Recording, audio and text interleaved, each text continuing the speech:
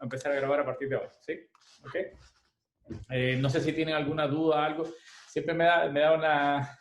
Les pregunto, pero parece que yo hablo como harto y no les dejo que ustedes empiecen a expresarse y como que le hago una pregunta y después no los dejo que se expresen. Así que cualquier cosa, chicos, se interrumpan, no hay ningún problema en el tema. Eso sí, siempre se los digo, ¿no? ¿Las regresiones son la base del Machine Learning? Sí, yo diría que son los...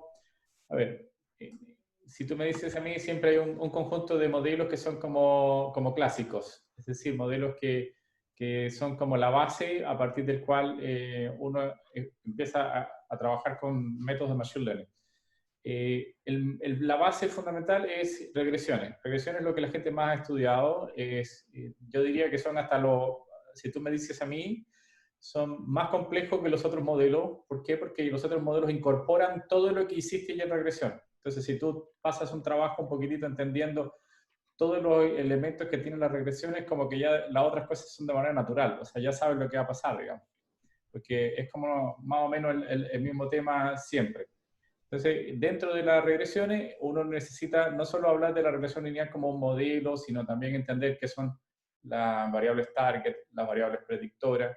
El problema que estábamos conversando en la última clase, que son los balances entre el bias y la varianza, eso lo van a tener todos los modelos que vayamos a estudiar, eso lo tienen todos, ese problema en principio. También vamos a hablar de que un coeficiente sea realmente distinto de cero estadísticamente, otro coeficiente no es distinto de cero estadísticamente y que influye o no influye en la solución. Los problemas de cuáles son los conceptos detrás digamos, del modelo mismo, o sea, las exigencias, en particular que las variables, que el error tenga una distribución normal, eso pertenece a la regresión. Cuando uno empieza a generalizar esto empieza a tener los otros modelos de Machine Learning. Que eso justamente un poquito para resolver los problemas que tenía la regresión, empezaron a crearse nuevos métodos. Ahora, repito, dentro del modelo del Machine Learning, de las herramientas, que son muchas, uno parte siempre con lo más básico, entre comillas más básico, que son las regresiones justamente. Hay dos tipos, por lo general, si uno quiere dos tipos de instrumentos dentro de la regresión, dentro de Machine Learning. Hay muchos, pero hay muchas clasificaciones, pero uno de ellos es cuando tú tienes va a depender de la variable que tú quieras predecir, que eso es lo que vamos a entrar ahora, ¿no? La variable que hasta ahora queremos predecir nosotros, que es la variable target, usando un modelo lineal como de regresión, es una variable continua. Por lo general hablamos de los precios de las casas, por ejemplo, hablamos de una variable numérica continua como es el número de hits digamos, disculpe, el salario que tenían los beisbolistas, o sea, siempre era una variable continua. Eso es lo que queríamos trabajar con, y eso es lo que nosotros decimos como predecir o hacer una regresión. Hacer una regresión ya como es predecir una variable continua.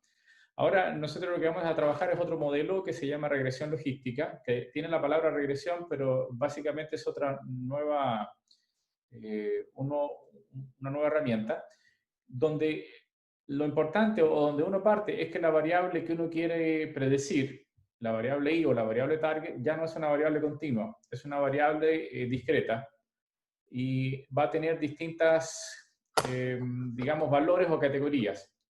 Las más cómodas, por supuesto, son una categoría binaria, es 0 y 1. Es decir, quiero predecir 0 y 1, y eso es lo más elemental, entre comillas, pero no es tan elemental, es interesante, porque a ti te gustaría tomar una decisión. Por ejemplo, ¿es buena esta decisión o es mala? ¿Es negro o es blanco? Entonces, tú tienes que hacer muchas predicciones de tipo binario.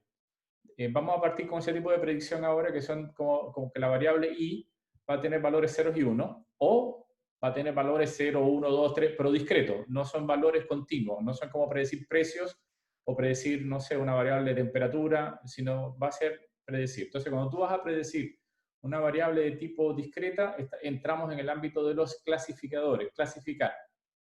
Es decir, tú tienes una observación con una variable target que va a tener un valor 0, o un valor 1, o un valor 2, etc. Y tú lo que vas a hacer es clasificar tus observaciones de acuerdo a esas etiquetas, o etiqueta 0, 1, o sea, ceros o unos, etc. Entonces, ese es el tema del clasificador. Entonces, para poder entender esto, vamos a partir con algo más o menos básico, entre comillas, sigue siendo, aquí la palabra básico es relativa. Vamos a ver alguna función de distribución que es la función de distribución de tipo Bernoulli y de tipo la binomial, para solamente recordar un poquito del tema. Entonces, partamos con una distribución de tipo Bernoulli o binomial también, que vamos a ver eso. Entonces, voy a compartir ustedes acá un segundo, deben estar viendo una hoja cuadriculada en blanco, ¿no? Esa es la idea. ¿Ok? Entonces, nuevamente, hoy, sorry, pero vamos a tener harto cálculo. Espero para después nuevamente hacer una especie de algoritmo, y ese algoritmo es lo que vamos a trabajar en R, básicamente, ¿sí? Entonces, vamos a partir con algo simple, ¿no? Supongamos que yo tengo una variable aleatoria I que va a tener dos posibilidades, ceros y uno, ¿sí? Entonces, una moneda, por ejemplo, o es cara o sello, digamos, ¿no? Y la probabilidad de éxito, llamémosle P, ¿no? Esta es como la probabilidad de éxito, ¿no? Probabilidad de éxito. ¿Qué significa una probabilidad de éxito? Bueno, depende de lo que queremos nosotros. Supongamos que es la probabilidad de que caiga una de las caras, que caiga, por ejemplo, cara, no sé, básicamente de la moneda. Lo contrario, por supuesto, es la probabilidad de no éxito o probabilidad de falla, ¿no? Esto es lo que llamamos la probabilidad de falla. De fallar.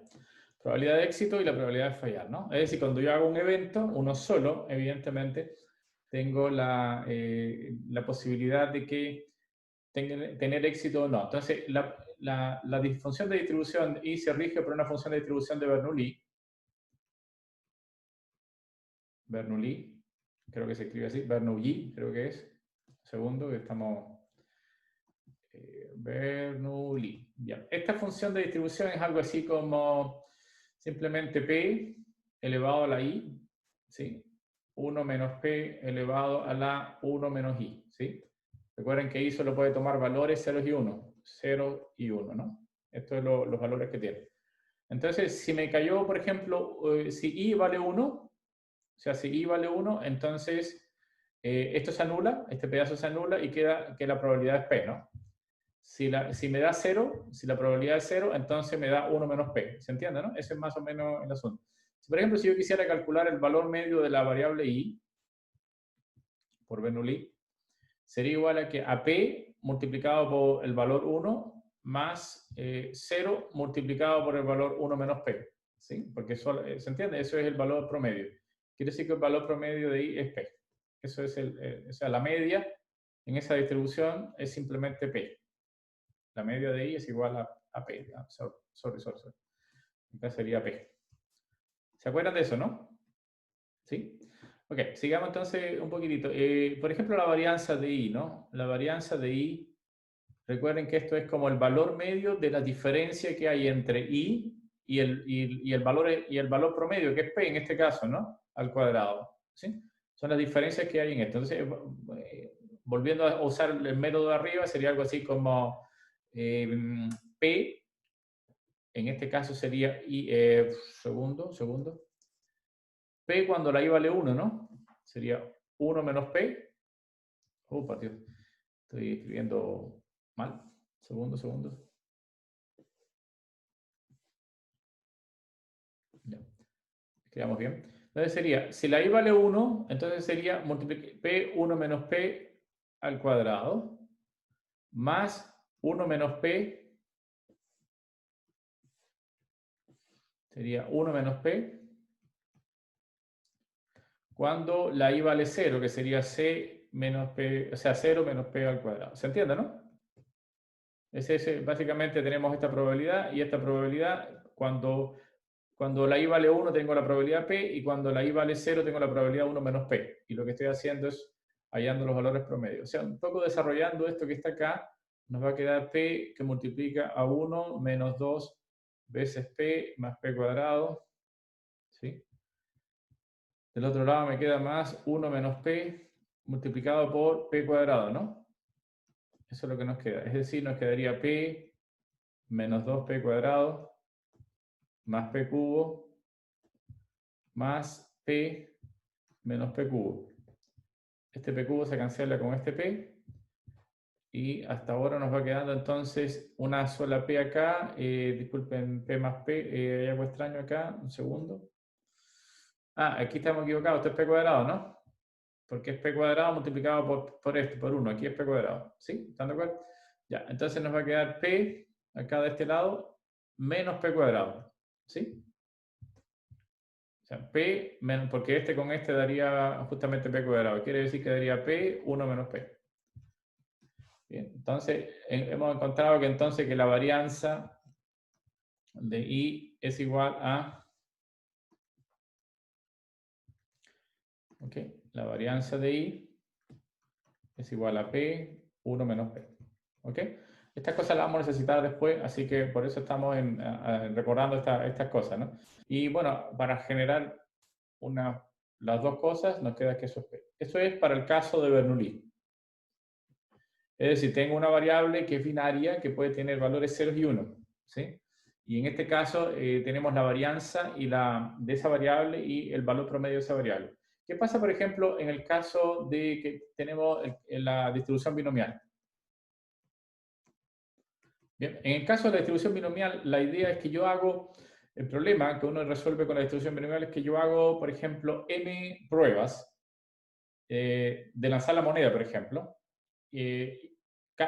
Repito, sigo teniendo la probabilidad de éxito P y la probabilidad de no éxito o de falla 1 menos P. Pero lo hago m veces, por ejemplo, m veces. Si lo hago m veces, voy a contar el número de veces que tengo éxito.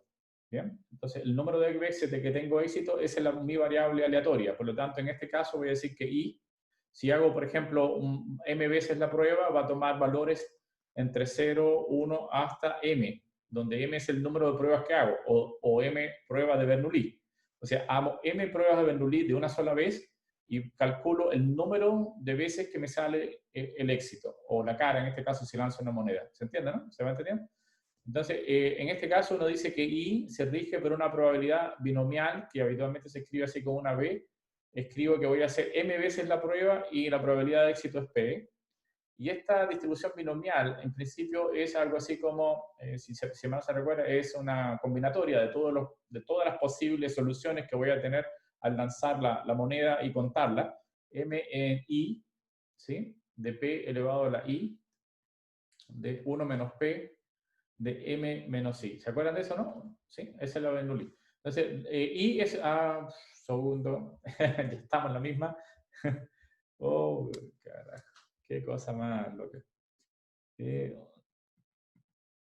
A ver si escribiendo una cosa más se arregla. No, no se arregla. Ya, ok. Tengo que hacer la misma. Pero bueno, ya tiene la Bernoulli, así que un segundo. Ahora voy de nuevo a volver a cargar la. Eso es. Perdón, pero estas cosas ya me suceden bien a menudo, así que. Y ya no sé cómo. Y eso no lo puedo resolver. Ya, ok. Entonces, nuevamente, ya ustedes la tienen lista, pero básicamente es algo como esto. M en I. Perdió. M en P. M en P, que es igual a M en I de P a la I, disculpa, 1 menos P elevado a la M menos I. ¿Ya? ¿Ok? ¿Está bien, no?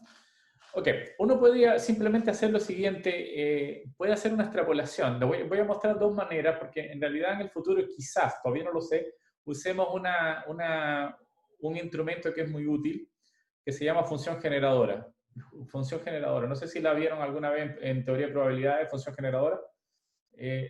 Ya, yo voy a hacer una variante de función generadora, pero en principio uno podría no hacerlo. No sé si tiene utilidad en el futuro, pero hagámoslo porque es una herramienta interesante que nos permitirá después calcular otras cosas, creo. Esto de la función generadora es además relativamente sencillo. Pero en principio, si yo quisiera hacer cuál es el valor medio de la variable i en Bernoulli, entonces, dado que yo hice m veces pruebas de Bernoulli en el caso binomial, yo podría decir que el valor esperado es simplemente m veces p, porque hice m veces prueba de Bernoulli. ¿Ok? Y en el caso de la varianza, exactamente lo mismo. La varianza de I es igual a m veces p 1 menos P. ¿Ok? Es un principio que uno podría hacerlo. Pero si uno quiere ser un poquito más exacto y generar esto de manera, demostrarlo matemáticamente, entonces hay distintas herramientas para hacerlo y uno en principio podría jugar con una de ellas que se llama función generadora. Entonces esto está como fuera de lo que quiero decir, pero, o sea, como de la línea directa, pero una herramienta que nos puede ayudar después en algún momento. Quizás no es mala tenerla. Veamos lo que se llama una función generadora. Función generadora. Y es útil porque permite calcular cosas muy sencillas, de una manera sencilla. En física, por ejemplo, que nosotros trabajamos algo de física, cuando estaba haciendo las cosas de física, la función generadora resolvía todos los problemas. Eso me acordaba de esto. Entonces, por ejemplo, yo quiero encontrar la función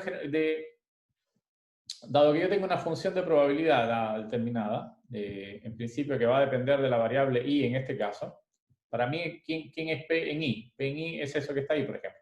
Eso es P en i. Pero en principio P en i puede ser una función de distribución normal, puede ser cualquier cosa. Es lo que se llama la función de distribución, simplemente de probabilidades. Eso es lo que es PI. Los gringos le llaman como función mass probability function, o una cosa así, como de masa, digamos. Es la función de probabilidad, de una función discreta. Entonces yo puedo definir una función generadora que va a depender de una variable z continua, que va a ser la sumatoria, desde i igual a 0 hasta infinito en principio, de P, disculpen, mejor hacerlo, en vez de esta I voy a usar la I que estoy usando, I, de P en I, de Z elevado a la I. Esta es la definición, por definición. Por definición hago simplemente que mi función f de z es una variable cualquiera, continua, que yo puedo escribir como una sumatoria desde i igual a 0 hasta infinito, pero de la probabilidad, de esta función de probabilidad, que en este caso sería esa i que está acá. ¿Sí? En principio. A ver, ¿cuál es la gracia de esta función? ¿Para qué me sirve, en principio? Supongamos que yo quiera calcular la derivada de esta función. Yo calculo la derivada, ya puse la derivada parcial, cuando en realidad depende de una sola variable, en realidad. Puedo escribir así, prima, ¿no? En z, ¿sí? Y esto es igual a, desde igual a 0 hasta infinito, estoy derivando con respecto a z, ¿sí? Nos va a quedar, esto de arriba pasa adelante, ¿no? Como i, p de i, z a la i menos 1, ¿sí o no? ¿Se ve? ¿Ok? La derivada con respecto a z. ¿Cuál es la gracia de esto ahora? Es que si yo tomo f de prima y lo evalúo en 1, evaluado en 1, ¿qué se obtiene? Se obtiene que la derivada, disculpe, de esta derivada evaluada en 1 hasta infinito va a ser igual a i, p en i, ¿no? Por eso, por definición, ¿qué cosa es? Es el valor promedio de la i. Es decir, la función generadora tiene una gracia de que permite calcular, si yo la conozco, podría en principio calcular la derivada y evaluar en 1. Si evalúo en 1, automáticamente estoy calculando el valor promedio de mi función. Entonces, por lo general, estas funciones son mucho más cómodas de calcular que la propia función de distribución PDI. Entonces, es mucho más sencillo hacerlo con eso. Ya lo voy a mostrar y se dan cuenta de que es increíblemente rápido y entretenida, digamos. Entre comillas, entretenida. Para mí sí, pero no sé. ¿Okay? Entonces, veamos, por ejemplo, la segunda derivada. ¿Qué tal si yo tomo la segunda derivada de z? Si tomo la segunda derivada, tendría que volver a derivar lo que está arriba y me va a quedar como algo así como i igual a 0 hasta infinito. ¿De quién? De i por i menos 1 multiplicado por i, bien, por z a la i menos 2, ¿no? ¿Está bien? Pues la derivada. Ok, esto, imagínense ahora que tome ahora f' segunda, lo evalúe en 1. Pues en segundo. Lo evalúo en 1 ahora. La misma, pero la segunda derivada lo evalúo en 1. Bien, si lo evalúo en 1 me va a quedar algo así como i igual a 0 hasta infinito, ¿de quién? De i cuadrado, ¿no? Porque ahora estoy multiplicando este por este, me queda i cuadrado por pi, menos la sumatoria desde i igual a 0 hasta infinito. Ups, qué mal estoy escribiendo, sorry.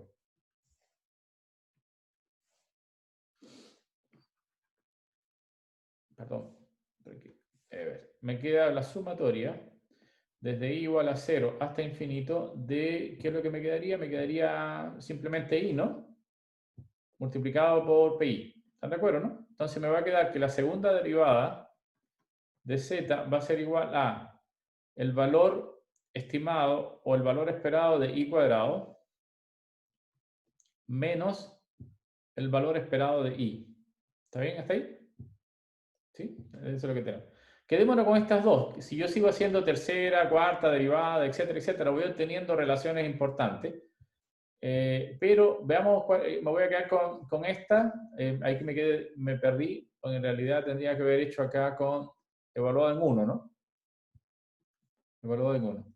Y la primera derivada evaluada en 1 es simplemente el valor esperado de i. ¿Ok? Entonces, voy a quedarme con estas dos fórmulas. Si sigo haciendo derivadas, voy a obtener otras cosas, otras características de mi función. ¿Se entiende? Apliquémoslo ahora al caso concreto que estamos viendo aquí arriba. Por ejemplo, voy a ocupar esta fórmula que es la definición de función generadora y voy a ocupar esto como probabilidad en i, ¿no? ¿Sí? Esta es la probabilidad de i. Entonces, usando esto y usando esto, voy a encontrar la función de distribución, disculpe, la función generadora para la función binomial. ¿Ok? Hagamos eso entonces. Veamos, lo voy a escribir acá. Mi función f de z binomial tendría que ser igual a la sumatoria desde i igual a 0, pero no pongo infinito. ¿Por qué no pongo infinito? Porque llega hasta m nomás la función. O sea, esta es la definición para todas las posibles distribuciones de acá, ¿no? Pero la i solamente va a llegar hasta m, nada más. Y como llega hasta m, no la llevo hasta infinito. ¿Se entendió, no? Entonces va desde 0 hasta m. ¿De quién? De m en i, ¿sí? De p elevado a la i, ¿no? Multiplicado por 1 menos p elevado a la m menos i. Y todo eso por z elevado a la i. ¿Están de acuerdo, no? ¿Sí? Ya, ahora esto yo lo puedo arreglar un poquito más, lo puedo arreglar mejor, de alguna forma. Puedo tomar, este z está elevado a la i y este p está elevado a la i. Por lo tanto, puedo juntarlos los dos. Puedo hacer algo como esto. Sería i igual a 0 hasta infinito, disculpa, hasta m, de m en i. Y aquí puedo escribir z por p elevado a la i por 1 menos p elevado a la m menos i. ¿Están de acuerdo? Ya, observen que esto básicamente es si ustedes se fijan, esto es un binomio de Newton. Y por binomio de Newton tendría que ser esta como mi variable zp más esta variable más 1 menos p. ¿Sí? ¿Están de acuerdo? A ver, hagamos para hacer simple, llamémosle esta q, para hacerlo simple. Entonces sería más q, ¿no? Y todo eso elevado a la m. ¿Están de acuerdo con esta fase o no? ¿Teorema del binomio de Newton? ¿Sí o no? ¿Se acuerdan? ¿Sí? No hay problema, no tengo que introducir, dar más ahí, ¿no? Ok, básicamente lo que estoy diciendo es que ya yo tengo una fórmula muy sencilla para mi función generadora. Es simplemente zp más q a la m. Donde q, para mí, acabo de notarlo, es 1 menos p, para no tener que estar escribiendo 1 menos p en todas partes, ¿sí? ¿Están de acuerdo? Entonces, esta es una función muy sencilla de trabajar, porque recuerden que ahora si yo calculo el valor prima de z, ¿ok?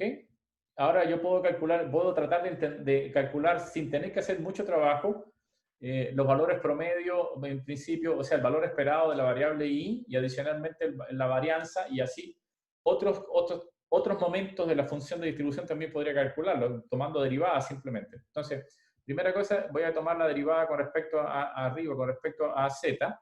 Nos va a quedar m abajo por zp más q a la m menos 1, ¿no? Esa es la derivada, multiplicada por lo de adentro, que sería por p, ¿no? La derivada con respecto a z. ¿Se entendió? ¿Sí o no? Ok, entonces ahora tomamos f' en z, disculpe, f' lo evaluamos en 1 para calcular el valor esperado. Si lo evalúo en 1, z igual a 1, nos va a quedar m, acá nos va a quedar p más, y recuerden que q es 1 menos p, ¿no? 1 menos p elevado a la m menos 1 multiplicado por p. Por supuesto que esta p se va a cancelar con esta p y nos va a quedar entonces que el valor esperado de la i tendría que ser igual a m multiplicado por p. Y eso es lo que habíamos dicho anteriormente en general, ¿no? ¿Sí? ¿Se ve? ¿Se entiende? Y ya tengo problema ya con... Ah, ya, qué bueno, no lo logro. Ok, ahora yo quiero... Se entendió que ahora yo sé calcularlo usando una función más cómoda, ¿no? De trabajar. Bien, ahora yo puedo calcular la segunda derivada de z. La segunda derivada es volver a derivar esto, me va a quedar m, ¿no? Por m menos 1. ¿Sí o no? ¿Sí? ¿Están de acuerdo, no? Sí, el m menos 1 pasa adelante. Por la derivada de lo que está dentro, zp más q por m menos 2, por la derivada de lo que está dentro quedaría p cuadrado. ¿Sí? ¿Sí? Hasta ahí, ok. Bien. Entonces, evalúo la segunda derivada, evalúo esta segunda derivada en 1. Y me va a quedar entonces m por m menos 1. Si ustedes se fijan, al evaluar en 1 aquí adentro, este valor se va a quedar p, 1 menos p, y por lo tanto queda 1, ¿no? Por p cuadrado. ¿Están de acuerdo, no? ¿Sí? Pero esto tiene que ser igual a ¿qué? Según lo que habíamos visto en la fórmula de arriba, ¿dónde está la segunda derivada? En alguna parte lo hice. Acá tiene que ser igual a esto. ¿Ok?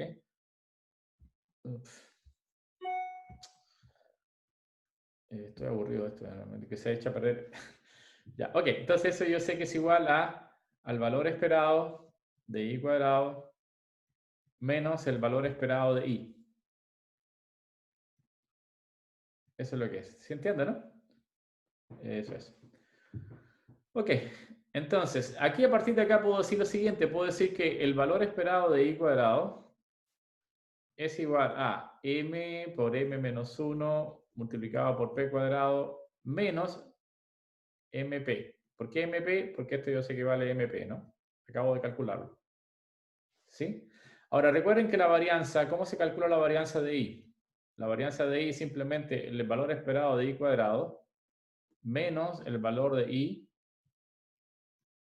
al cuadrado. Eso es lo que es la varianza. Entonces, reemplazándolo, este resultado que acabo de tener acá, nos va a quedar que m por m menos 1 por p cuadrado menos mp menos m al cuadrado, p al cuadrado. Y ahora yo calculo a partir de ahí la varianza.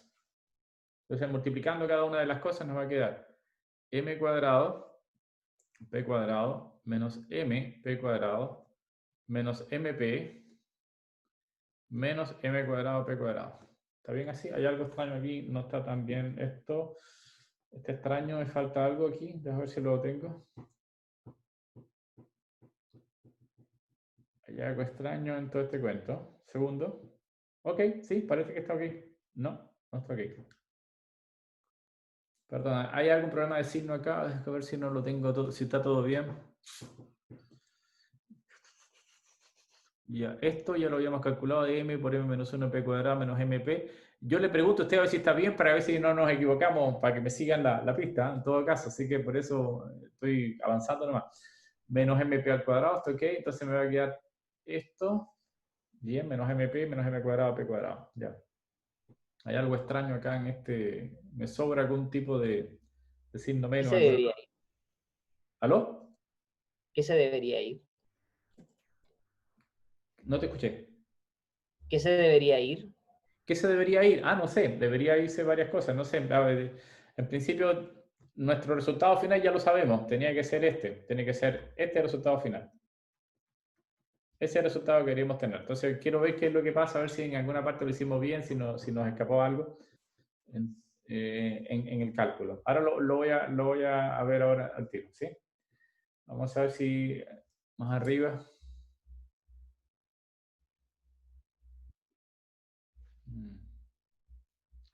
Sería m cuadrado, correcto, menos m, p cuadrado, más, hay un más en alguna parte, algo que no, un signo que nos faltó.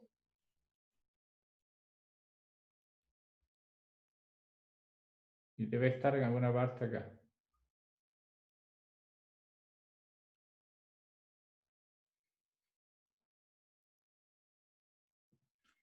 Perdón un segundito porque tengo que revisar. ¿Sí? Perdón un momentito. Entonces, la segunda derivada, a ver si está bien, es e a la i cuadrado menos e a la i. Eso está ok. O sea, eso está bien. O sea, la segunda derivada está bien. Por lo tanto, e a la i cuadrado me va a quedar...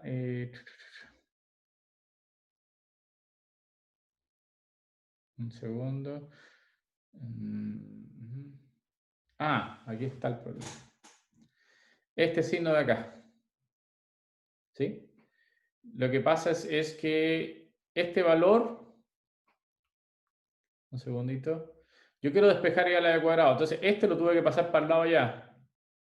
Sumando. Acá. ¿Se ve o no? O sea, este lado allá que era MP lo tenía que haber pasado como más acá, ¿no? Entonces, aquí hay un factor de un signo que, por favor, corríjanlo. Es un signo más acá. Ese estaba equivocado. Más. Entonces, acá debería ser un más. Y aquí debería ser un más. Eso. Por favor.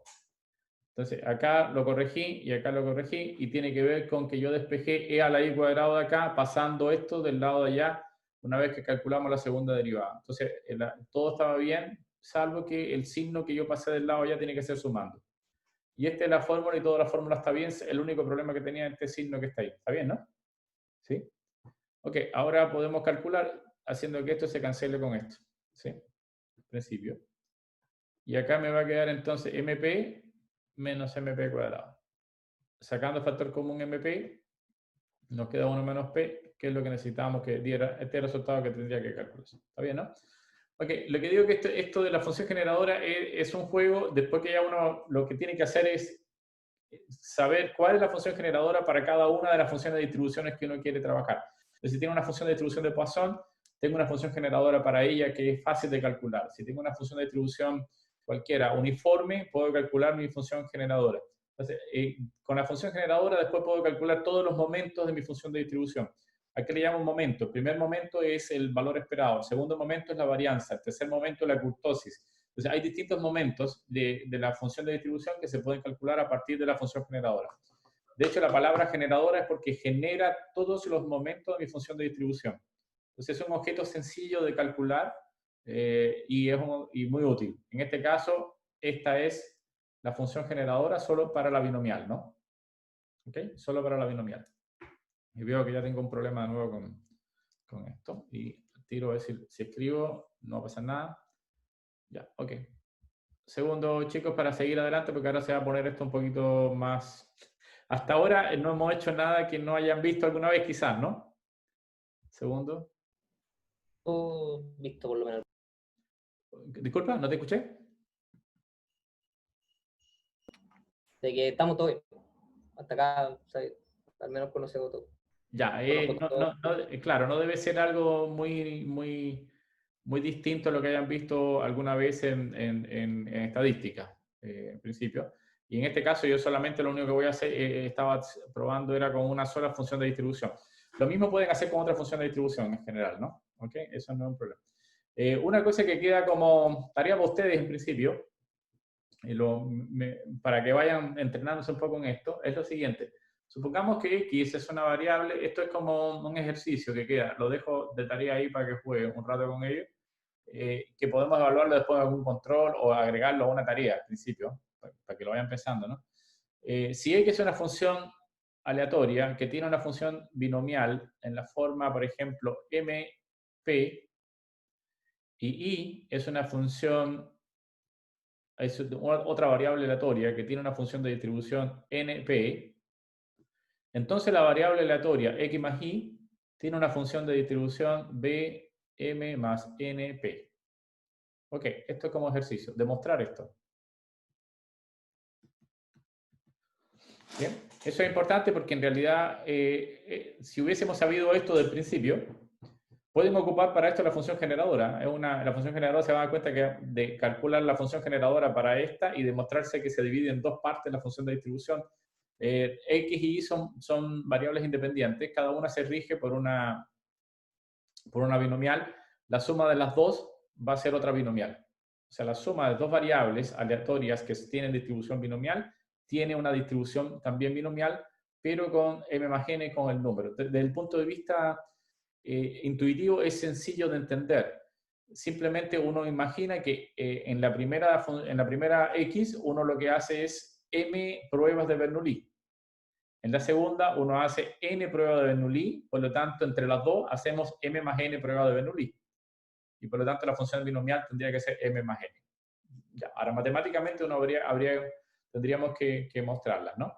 Bien, ahora entramos un poquito más en el tema. Esto es más o menos un pequeñito repaso nada más de lo que de la función de distribución.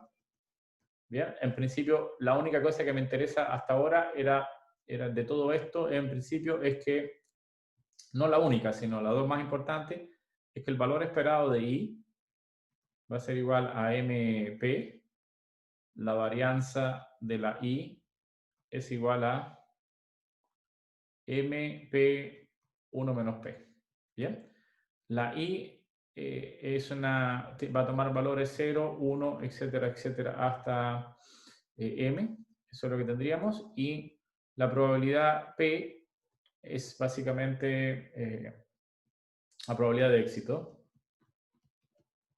Y la probabilidad 1 menos p, la probabilidad de falla. Ese es el resumen de todo. No el resumen, porque también lo que puedo decir es, voy a escribir de otra manera ahora. La probabilidad de que ocurra i, dado que yo conozco p, esa es la probabilidad de éxito, en una binomial tendría que ser igual a m, ¿no?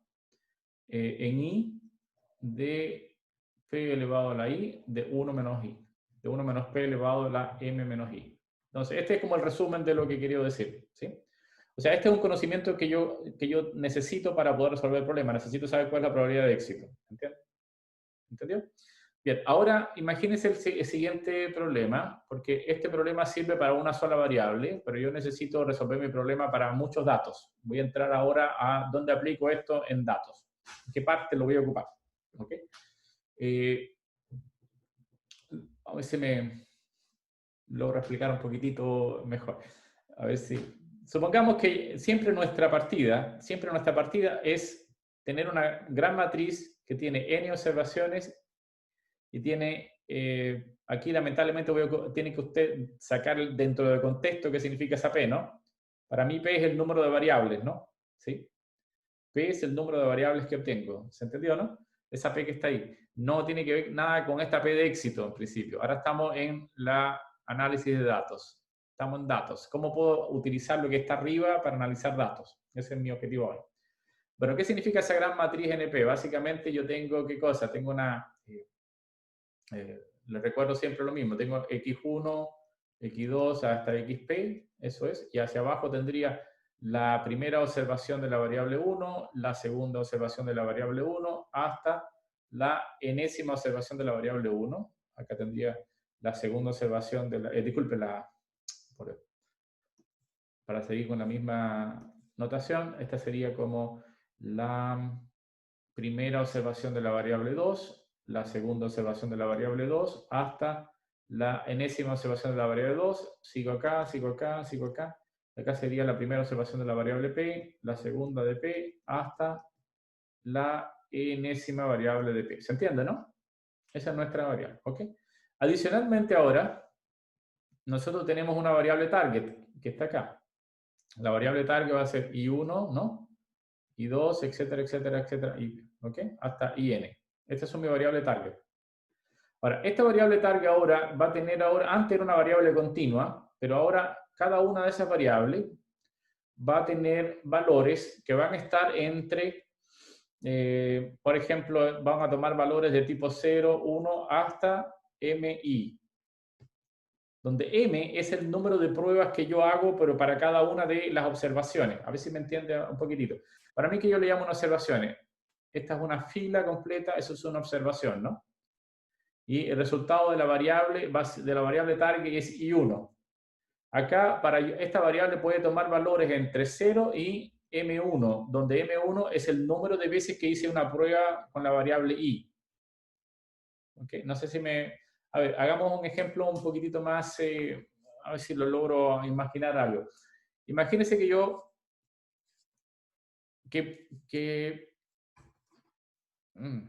a ver cómo explicarlo. O sea, hasta ahora vamos a suponer que la variable tiene posibilidades entre 0 y 1 y mi, en principio. Donde mi es el número de veces que puede salir la variable i y de alguna forma la probabilidad de éxito de esta variable le voy a llamar pi.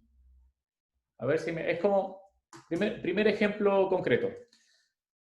A ver, yo tomo una moneda en principio, las monedas no son todas iguales, por ejemplo, y empiezo a lanzar 10 veces la moneda, 10 veces la moneda, y la probabilidad de la moneda es 1 medio y 1 medio en la primera experiencia, ¿sí? De lanzarla. ¿Ok? Entonces, cuento cuántas veces me va a salir cara. La probabilidad, yo quiero que, para mí va a ser esta probabilidad PI, es la probabilidad de que salga cara en la experiencia I. ¿Se entendió? Ahora, voy a hacer lo mismo quizás con otra moneda, otro día, y hago lo mismo. Lanzo, pero en este caso no la lanzo M1, sino la lanzo M2 veces. M2, M3, M4, M5. El número de veces que yo la lance va a depender de mi experiencia. Hoy tengo ganas de lanzarla 10 veces. Mañana tengo ganas de lanzarla 14 veces. Pasado 15 veces, y las monedas pueden ir cambiando. Y eso me va a ofrecer esta variable PI, esta probabilidad PI, la probabilidad de éxito va a depender de la moneda que lance. Puede ser una moneda cargada, una moneda que tenga menos peso para el otro lado, para el otro, una moneda simétrica, no asimétrica, ¿entienden, no? Más o menos esa es la idea. Pero yo hago esa operación n veces. Es decir, la i se va a mover entre 1 hasta n, y estas son nuestras n observaciones hacia abajo. N observaciones. ¿Ok? Hay n observaciones. Y cada vez que yo lance... Wow, sorry. Ya, ok. Un segundo. No lo voy a poder resolver. Ok. Antes de hacer el reinicio, quiero que entiendan esta parte, porque básicamente a partir de ahora es primero entenderlo, y a partir de ahí empieza una construcción que se va a volver sumamente horrible. Llegamos a una fórmula final que va a ser simple después que pasemos por un trabajo enorme. Ahí vamos a tener que ocupar todo lo que aprendieron en cálculo numérico que están haciendo con Paul, porque hay que resolver una serie de cosas, pero en principio el problema ahora, el que más me interesa es que entiendan el contexto del problema. ¿Ok? Ya, supongamos otro ejemplo, ese fue el ejemplo de la moneda, pero supongamos que un ejemplo más, ¿cómo se llama esto? Un poco más moderno. Supongamos que mi pregunta es, de alguna manera, yo hago la prueba PCR, por ejemplo, para saber si tengo, COVID o no tengo. Hay una probabilidad P de que salga COVID. P es la probabilidad de éxito, entre comillas éxito, ¿no? La probabilidad de que salga COVID. Tengo dos posibilidades, o sale COVID o no sale COVID en el PCR. ¿Ok? Entonces, yo tomo la población, por ejemplo, de una cierta población, que por ejemplo está en la comuna de Santiago. En la comuna de Santiago, a todos los de la comuna de Santiago hago M pruebas con la gente de Santiago. M, llamémosle M. Y en particular M Santiago. Sería M subíndice Santiago. ¿Bien? Y cuento cuántas veces me sale el PCR. Eso para mí sería mi variable I. Ahora, esa misma prueba la hago en la otra comuna, por ejemplo, Las Condes. Y nuevamente hago M2 ahora pruebas en principio, ¿ok? Y ahí, por supuesto, la probabilidad de éxito va a cambiar. Antes era P1 o P de Santiago, y ahora es P2, P de Las Condes. ¿Se entiende, no? Pero mi variable observada va a ser distinta, y va a ser distinta, va a tener valores, puede ser valores entre 0 y M1 en el caso de Santiago, y va a ser entre 0 y M2 en el caso de Las Condes, y así sucesivamente. Y eso lo hago en N comunas, y eso serían mis N observaciones en particular. ¿Ok? Ahora, en cada comuna, a la persona que yo le hago la prueba va a tener ciertas características. Esas características puede ser que, la persona de Santiago, primera característica es que viven en Santiago, evidentemente. Segunda característica es que la comuna de Santiago probablemente tenga ciertas características propias de ella en cuanto a ingresos. Las personas que yo le tomo tienen un cierto income, trabajan en ciertos lugares, son más chiquititos, más gordos, etc. No sé, hay un montón de variables que están asociadas a las personas que viven en Santiago. ¿Se entiende, no? Pero todas esas variables son esas X que están ahí. Esas X son las variables predictoras, en principio. Entonces, mi objetivo es tratar de predecir la probabilidad de éxito en cada una de estas observaciones.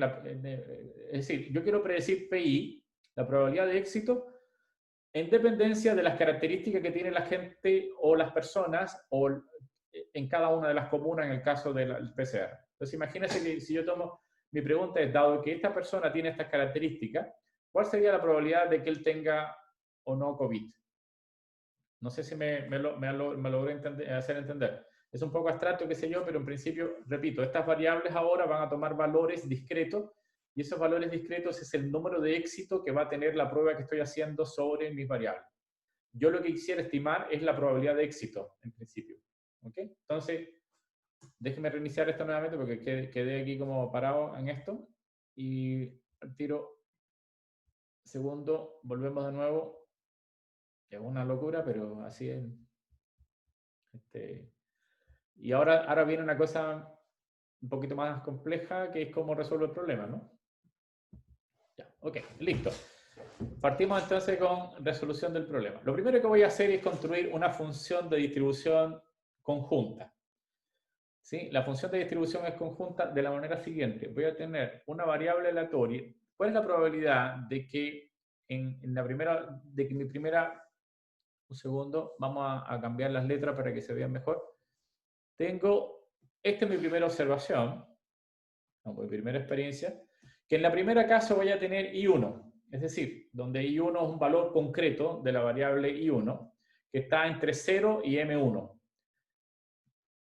Que la variable I2, que sería de la segunda observación, C igual a I2, ¿ok?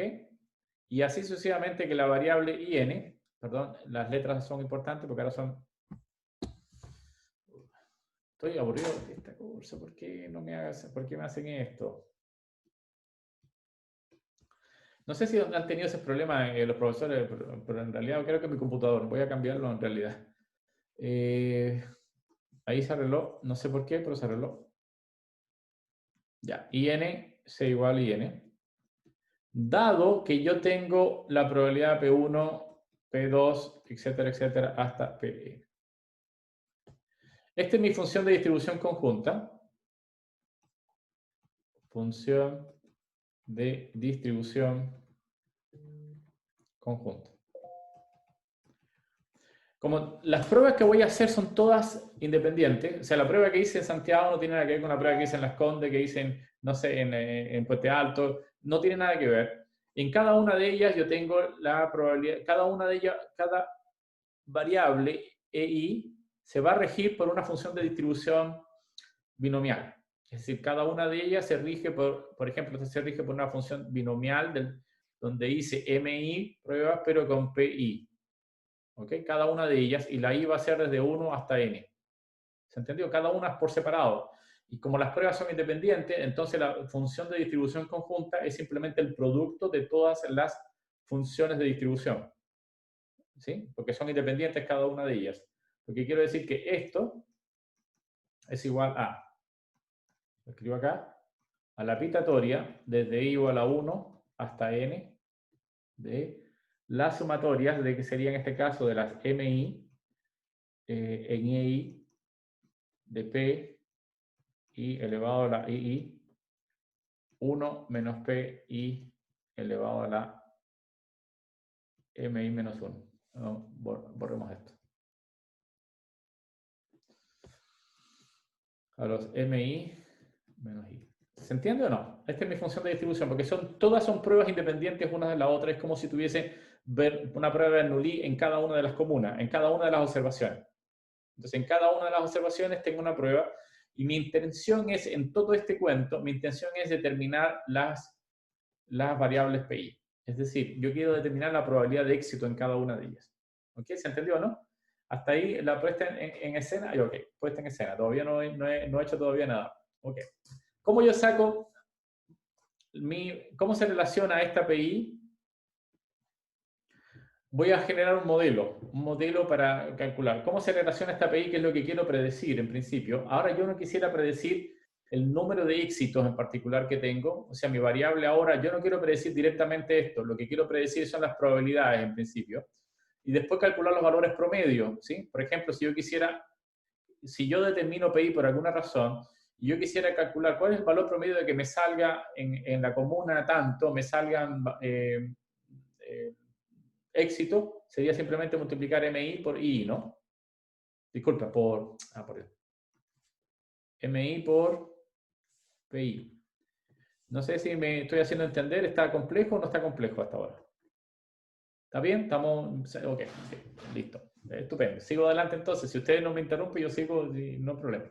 Ok, repito, nuevamente, mi objetivo ahora es, a diferencia de una regresión común y silvestre que estábamos haciendo ahora, anteriormente, cuando uno hacía una regresión lineal, lo que uno predecía era directamente la variable target. ¿Okay? Ahora yo no quiero predecir la variable target, lo que quiero es predecir la probabilidad de que salga una variable target, es decir, quiero predecir la probabilidad condicional de que dado hay ciertas características que tenga la variable, las variables predictoras X, arroje una probabilidad PI. Es decir, para mí, ¿qué cosa es PI? Yo la puedo calcular como la probabilidad de que la variable, por ejemplo, nuevamente, a ver si me logro hacer entender, ¿qué es para mí? Esto es una probabilidad condicional de que la variable I tenga un valor determinado I, dado que yo conozco las variables condicionadas, las variables predictoras X1, X2, X, hasta X n. Voy a hacer un modelo donde yo digo lo siguiente, voy a tener el resultado II, dado que yo conozco esto y esa probabilidad condicional es lo que yo quisiera modelar. Voy a modelar esto en principio. Repito, no voy a modelar directamente el valor de la variable I, sino la probabilidad de que me salga este resultado, dado que yo conozco el resultado, dado que yo conozco los valores que tienen las variables predictoras. En pocas palabras, supongamos que yo quisiera saber si una persona tiene o no tiene COVID antes de hacerle la prueba. Entonces, ¿qué es lo que hago? Mido sus características. ¿Qué característica mido?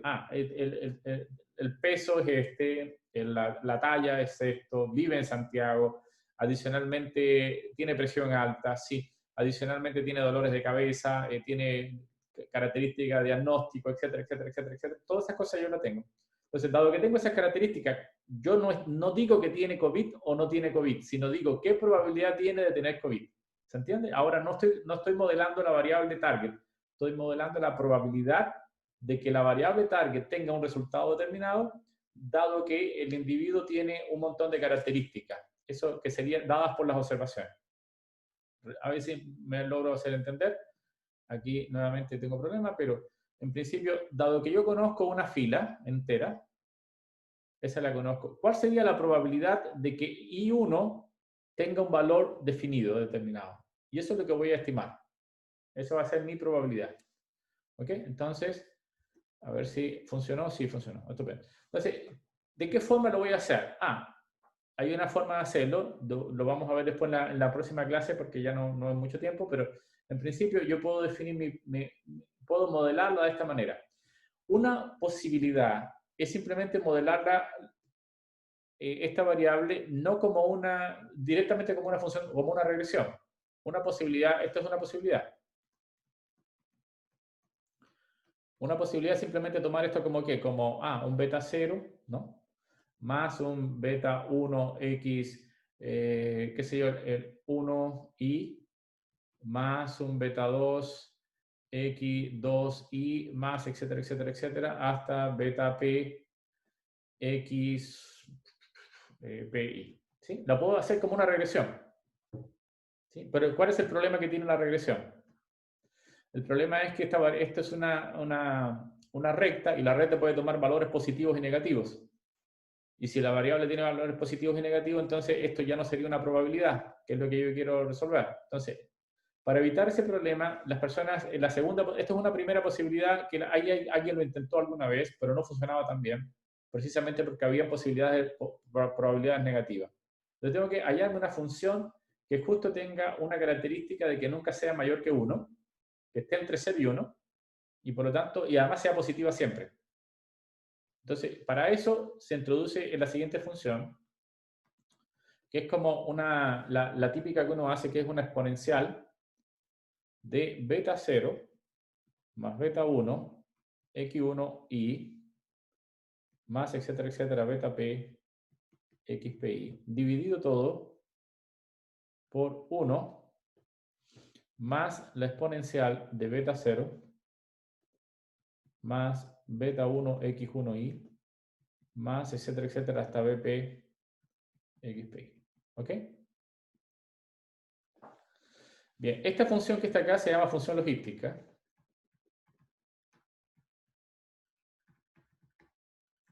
Y tiene una gracia esa función logística. Esa función logística nunca es mayor a 1 porque justamente tiene un denominador que es, es mayor que el de arriba, ¿no? Es 1 más lo que está arriba. Entonces, por lo tanto, no es mayor que 1. Tampoco puede ser menor que 0 porque es positiva. Todos los valores, la exponencial siempre es positiva y el 1 más esto es positivo. Por lo tanto, es una variable que si lo de arriba es suficientemente chico, tendiendo como a menos infinito, entonces sí tiende a 0. La probabilidad tiende a 0 en este caso, ¿no?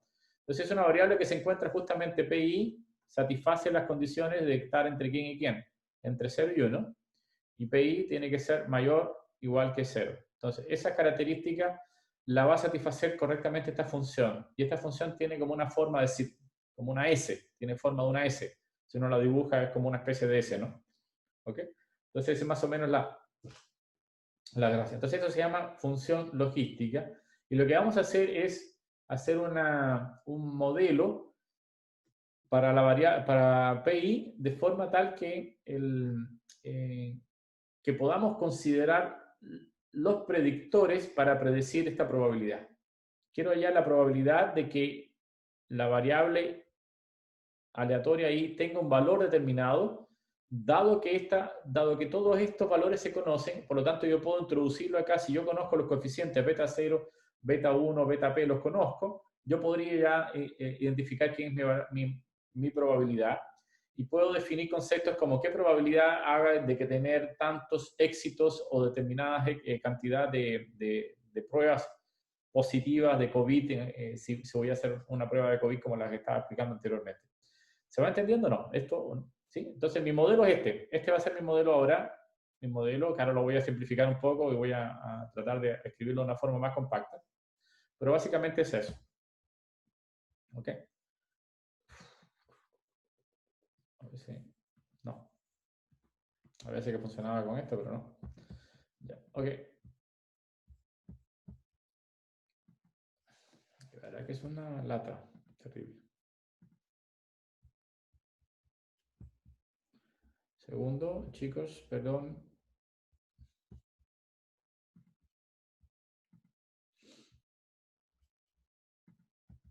Ya, listo. Entonces, nuestro objetivo entonces es encontrar una forma de hallar esos coeficientes beta 0 hasta beta pi, y para eso vamos a introducir algunas cosas para simplificar digamos, el escrito.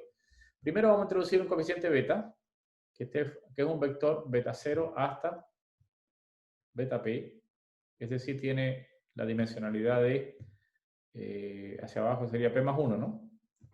Voy a introducir una variable, una x, un vector x, que va a tener, llamémosle xy, porque son la observación correspondiente. Esa y va a indicar la fila o la observación.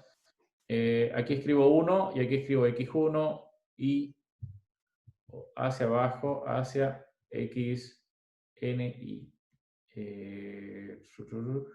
Me equivoqué, sorry. No es que me equivoqué, sino que no es xn, sino que es xp. Son el número de variables que tengo, ¿sí? No el número de observaciones.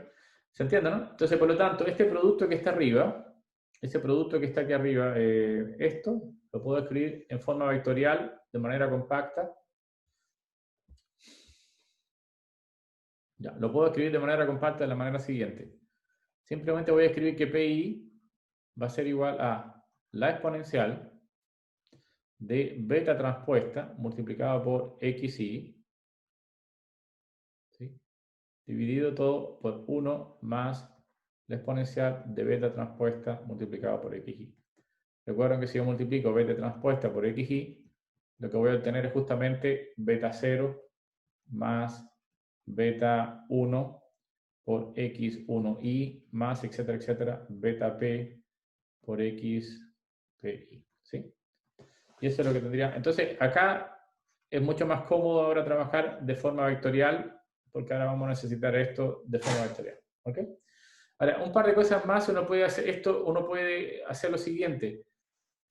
Por ejemplo, cosas que uno necesita calcular después. ¿Qué tal si yo tomo, por ejemplo, 1 menos PI? Bueno, simplemente sería, si yo conozco la estructura para PI, puedo simplemente 1 menos PI y el resultado lo voy a escribir directamente, va a ser igual a 1 dividido por 1 más E a la beta T XI. Estas son cosas que voy a necesitar, ¿sí? Adicionalmente, ya, qué bueno, ahí lo hice. Adicionalmente, si yo tomo PI y escribo 1 menos PI debajo y le saco el logaritmo a esto, logaritmo natural me refiero, ese logaritmo es logaritmo natural. Entonces voy a tener beta, ustedes pueden calcular esto, es muy sencillo de hacerlo, XI, ¿ok? Entonces voy a tener este resultado. Tomemos este como el primer modelo, a partir de acá voy a construir este y voy a construir este y eso lo vamos a necesitar como en el desarrollo de lo que viene, ¿ok? El desarrollo de lo que viene. ¿Me siguen hasta ahí o no? ¿Estamos de acuerdo? Bien, entonces, repito, el modelo principal es este y lo que hice a partir de ahí calculé otras fórmulas que vamos a necesitar después para hacerlo más sencillo. Ok. Bien, ahora la idea es la siguiente. La idea es la siguiente. Y es justo la idea que tienen casi todos los modelos matemáticos relacionados con análisis de datos. Y eso es importante. Voy a hablar del principio, o más que voy a hablar, simplemente lo voy a aplicar. ¿Eh?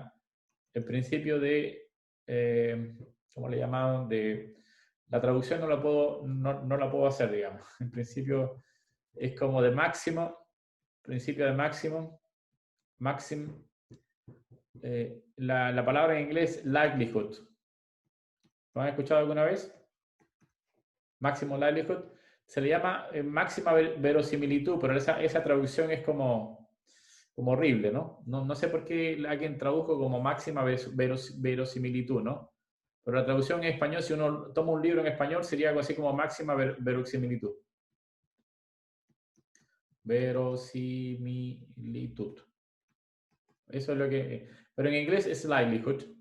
Y en likelihood es como se parece al criterio de probabilidad, pero tiene más bien que ver con, se llama posibilidad. Likelihood es como posibilidad y no es una probabilidad, realmente. Likelihood tiene que ver con los parámetros en principio. Es decir, si yo defino los parámetros, entonces yo defino una probabilidad basado en parámetros que ya yo conozco. Entonces, ahí uno puede trabajar, por el momento hagamos simplemente máxima verosimilitud o simplemente máxima likelihood en inglés. ¿Okay? ¿En qué consiste el principio? Bueno, el principio es que, en pocas palabras, a ver cómo explicar, yo quiero maximizar la probabilidad conjunta de que ocurra, yo quiero maximizar esto. Esta probabilidad que está acá la quiero maximizar. O sea, en principio, lo que me interesa es maximizar esta probabilidad. Ahora, ¿para qué yo quiero maximizar la probabilidad? Yo quiero encontrar, voy a hacer lo siguiente, dado que yo tengo mi modelo, esta PI la voy a reemplazar en esta fórmula. ¿Dónde está la fórmula? En esta fórmula. De todos esos PI y esos valores de PI, lo voy a reemplazar con mi modelo, acá, ese modelo y ese modelo. Y yo quiero que esta probabilidad sea la máxima posible. ¿Por qué yo quiero que sea la máxima posible en principio? En principio porque yo sé que hay un proceso detrás que tiene que ver con esa probabilidad conjunta. Por lo tanto, el que yo haya extraído esos resultados que están dados por esta tabla es porque esos resultados se deben a esa probabilidad y son los resultados más probables que yo haya obtenido. A ver si me logro hacer explicar. Es difícil el tema, digamos. Repito, lo único que yo tengo que yo quiero modelar es esta tabla de datos. Eso es lo que ese es mi input, en principio. Entonces yo hago distintas mediciones, que lo que hice fue n observaciones hacia abajo de estas variables que son p. Y cada una de ellas me arroja un resultado que está en concordancia con un modelo probabilístico que hay detrás. Es decir, si yo tomé una medición, lo más probable, y valga la redundancia, lo más probable es que haya salido el resultado más probable de esa función de probabilidad que está viviendo dentro de ese tipo de mediciones que estoy haciendo. Repito, yo voy a incorporar un modelo probabilístico a mis datos y yo cuando mido esos datos o hago esas observaciones, lo más probable es que salgan los resultados más probables de esa función de distribución que está subyacente detrás. Ese es el principio de máxima verosimilitud, es decir, yo los parámetros los voy a determinar haciendo la suposición de que mis resultados son los resultados más probables que hayan salido a partir de mi modelo probabilístico. ¿Se entiende? Es un trabalengua, pero es más o menos la idea, es que los resultados que yo obtuve ya son los resultados más probables.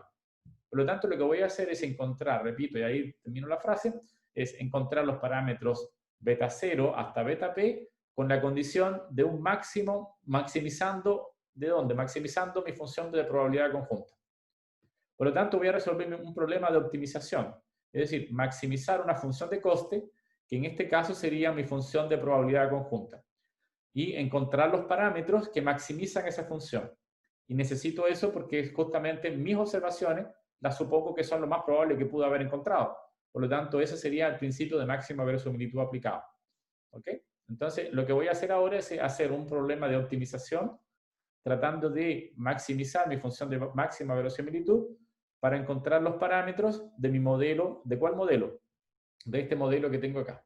Si yo encuentro mis parámetros beta 0, beta 1, qué sé yo, beta p, entonces es muy sencillo porque yo le paso mis valores predictores y me arroja la probabilidad de éxito o no de tener un resultado que quiera o no. Por lo tanto, yo necesito encontrar mis parámetros. En el caso de regresión, lo que hacíamos es un método OLS, Ordinary Least Square, de forma tal que la recta pasara lo mejor posible por cada una de mis observaciones. En este caso, voy a hacer un criterio de optimización basado en el principio de máxima verosimilitud.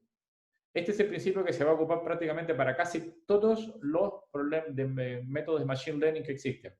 Siempre tengo que optimizar una función de coste, siempre. Y en este caso mi función de coste es una probabilidad que yo quiero que sea la más grande. A partir de ese modelo yo obtengo mis parámetros.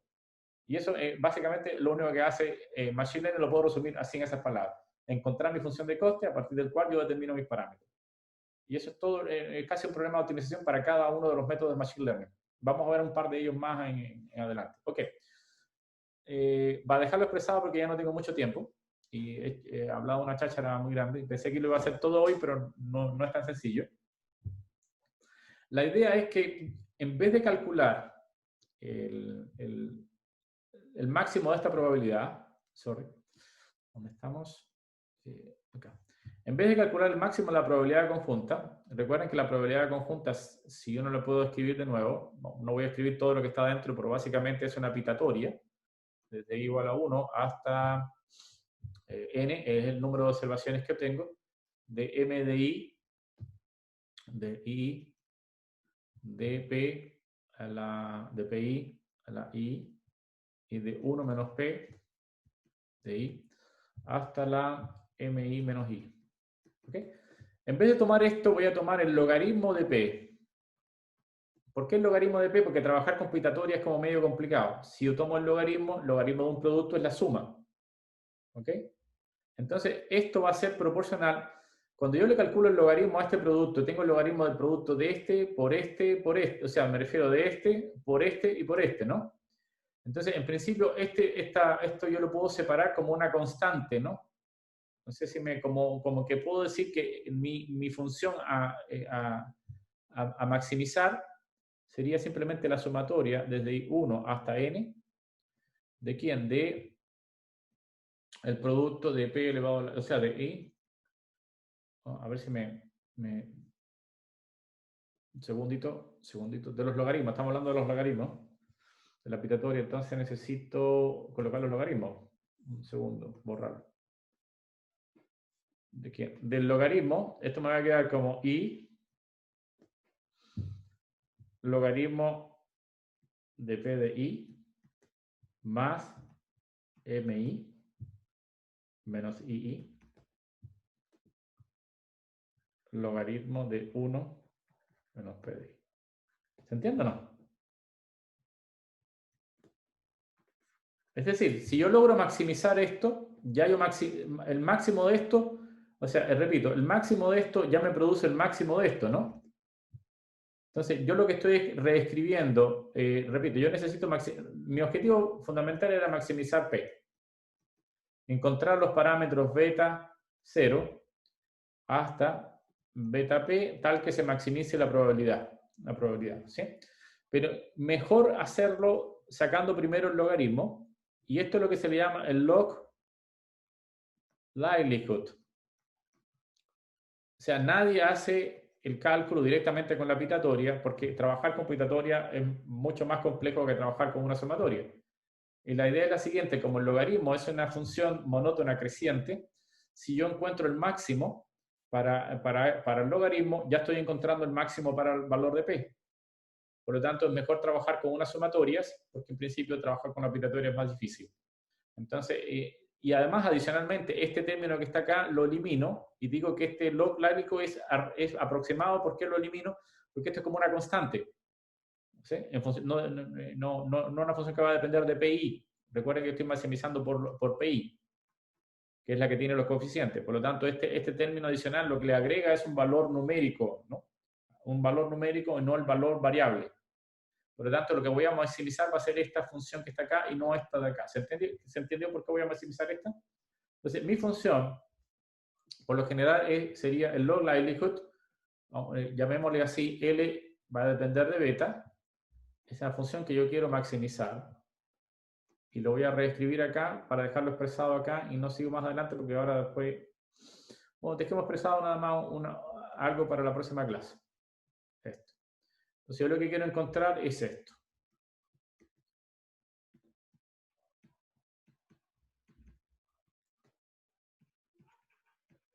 Lo estoy reescribiendo para dejarlo expresado para la próxima clase. Dejémoslo hasta aquí porque igual ahora viene justamente a resolver el problema. ¿Sí?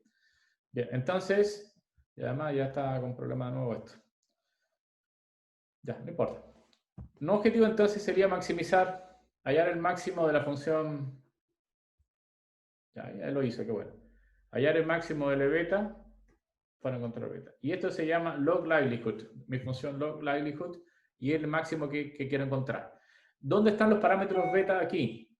Evidentemente, acá voy a colocar ¿qué cosa? Voy a colocar la función e elevado a la beta transpuesta por xy, ¿no? Dividido por 1 menos, más la exponencial de beta transpuesta por xy, y eso mismo lo coloco acá. Y ahora lo que hay que hacer es tomar y desarrollar el resultado. Ok, hallar el máximo de esta cosa, nos vamos a dar cuenta que no es una cosa que podamos resolver, digamos, como lo hicimos con OLS, digamos, con tener una fórmula final para los betas. O sea, la cosa lógica sería, ya, dame beta, ¿cuál es la fórmula que hay para estos betas, no? Desafortunadamente no funciona hallar esto porque vamos a hallar el máximo de esa función, y para hallar el máximo, ¿qué es lo que hacemos habitualmente? Primero hacemos la primera derivada, que sería el gradiente de esa función por todos los betas, y lo igualamos a 0. Después nos damos cuenta de que no podemos resolver el problema, pero podemos usar un método iterativo numérico. ¿Por qué puedo usar un método iterativo numérico? Porque voy a demostrar que el hessiano de esta función es definido positivo. Si el hessiano es definido positivo, entonces es un problema convexo. La función es convexa. Recuerden, la función es convexa si la función tiene, si su segunda derivada, en este caso, si su hessiano es mayor que 0. Entonces, como es convexa, yo puedo resolver un problema de tipo numérico usando, por ejemplo, Newton-Raphson. Y puedo usar Newton-Raphson para resolver mis problemas para mis betas. Entonces, mi objetivo es generar ahora un algoritmo de Newton-Raphson para encontrar mis coeficientes beta a partir de acá. ¿Entendió? Y eso lo hacemos en la próxima clase. ¿Y por qué repito, por qué voy a encontrar ese valor? Porque la función es convexa. Entonces es lo que se llama un problema de optimización convexa y efectivamente tengo garantizada la solución. ¿Por qué? Porque la función justamente es convexa y eso lo puedo demostrar usando el hessiano. ¿Ok? Esa es la primera.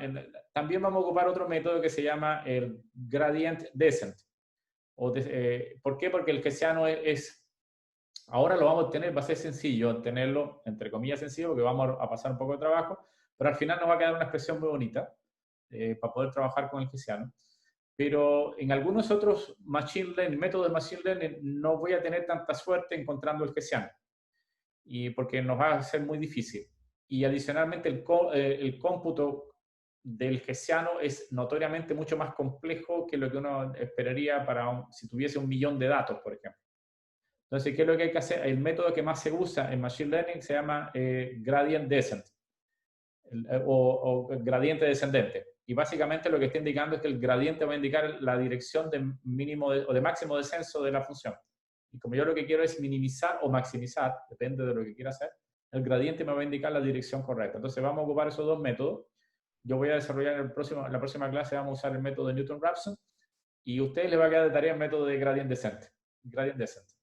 ¿Ok? Eso es más o menos para que tengan ¿ok? ¿Alguna duda? Me cuesta un poco preguntar la duda, pero ¿está bien? ¿Se entendió?